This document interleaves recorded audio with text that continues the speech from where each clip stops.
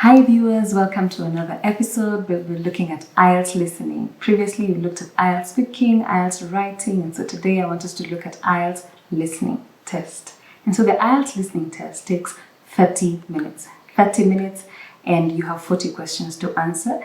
So you definitely need to manage your time very well. And so some of the tips that you might want to look at is number one, follow the instructions. Follow the instructions. They want you to list, identify, name 3 or 2, ensure that you're doing that. Also, be very well versed with maybe different accents. Just get used to different accents. Get ready to listen to an American accent, could be a British accent, Canadian accent, whichever accent, so that you will not allow that to distract you listening. And so also you need to be prepared for the different task types. You have different task types for the listening test. You have matching, there's labeling of diagrams, there's summaries, so note making. So get used to different task types, or get ready for different task types. It could be multiple choice questions. That's also something else that's very, very important. Now for the listening test also, avoid blanks. Really, sometimes you might listen to a certain piece or recording, and apparently you only listen to the recording only once. It's only once. So you have to be very, very keen.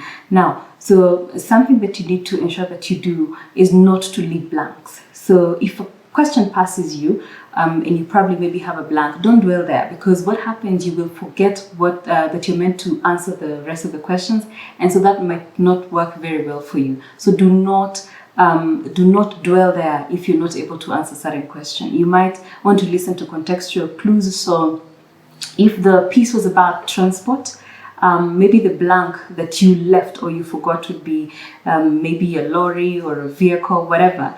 But don't dwell there and don't leave blanks, because you might guess and you just get it right. So that's also very important. Also, be ready or be prepared for distractors and and synonyms. A synonym is a word that has the same meaning as. A distractor would be something that appears to be the correct answer, but it's not the correct answer. Could be the difference between a Y and an I, and by the way, it's very important for you to also know about your SPAG and be very well versed with your SPAG.